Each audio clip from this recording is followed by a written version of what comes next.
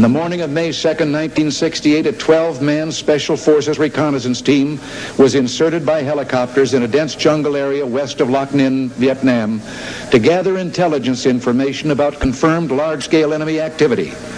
This area was controlled and routinely patrolled by the North Vietnamese Army. After a short period of time on the ground, the team met heavy enemy resistance and requested emergency extraction. 3 helicopters attempted extraction, but were unable to land due to intense enemy small arms and anti-aircraft fire.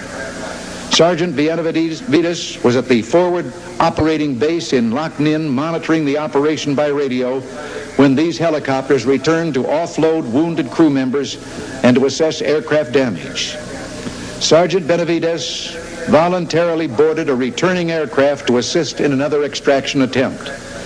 Realizing that all the team members were either dead or wounded and unable to move to the pickup zone, he directed the aircraft to a nearby clearing where he jumped from the hovering helicopter and ran approximately 75 meters under withering small arms fire to the crippled team. Prior to reaching the team's position, he was wounded in his right leg, face, and head. Despite these painful injuries, he took charge, repositioning the team members and directing their fire to facilitate the landing of an extraction aircraft and the loading of wounded and dead team members. He then threw smoke canisters to direct the aircraft to the team's position. Despite his severe wounds and under intense enemy fire, he carried and dragged half of the wounded team members to the awaiting aircraft. He then provided protective fire by running alongside the aircraft as it moved to pick up the remaining team members. As the enemy's fire intensified, he hurried to recover the body and the classified documents on the dead team leader. When he reached the team leader's body, Sergeant Benavides was severely wounded by small arms fire in the abdomen and grenade fragments in his back. At nearly the same moment, the aircraft pilot was mortally wounded and his helicopter crashed. Although in extremely critical condition due to his multiple wounds, Sergeant Benavides secured the classified documents and made his way back to the wreckage, where he aided the wounded out of the overturned aircraft and gathered the stunned survivors into a defensive perimeter. Under increasing enemy automatic weapons and grenade fire, he moved around the perimeter, distributing water and ammunition to his weary men, reinstilling in them a will to live and fight.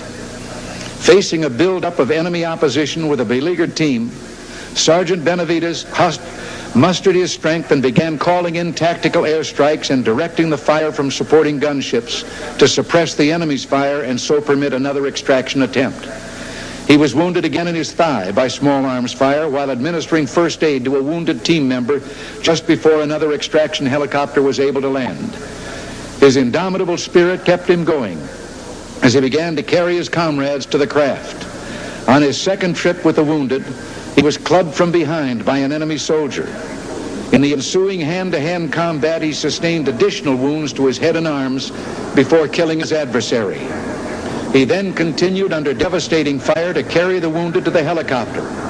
Upon reaching the aircraft, he spotted and killed 2 enemy soldiers who were rushing the craft from an angle that prevented the aircraft door gunner from firing upon them. With little strength remaining, he made one last trip to the perimeter to ensure that all classified material had been collected or destroyed and to bring in the remaining wounded. Only then, in serious condition from numerous wounds and loss of blood, did he allow himself to be pulled into the extraction aircraft. Sergeant Benavides' gallant choice to join voluntarily his comrades who were in critical straits, to expose himself constantly to withering enemy fire, and his refusal to be stopped despite numerous severe wounds saved the lives of at least 8 men. His fearless personal leadership, tenacious devotion to duty, and extremely valorous actions in the face of overwhelming odds were in keeping with the finest traditions of the military service and reflect the utmost credit on him and the United States Army.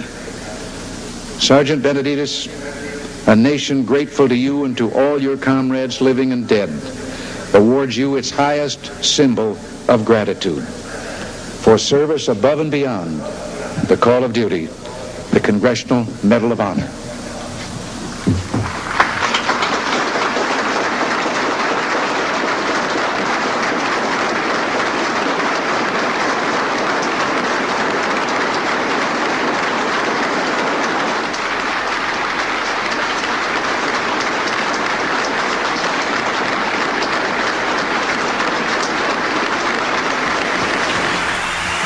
Thank you.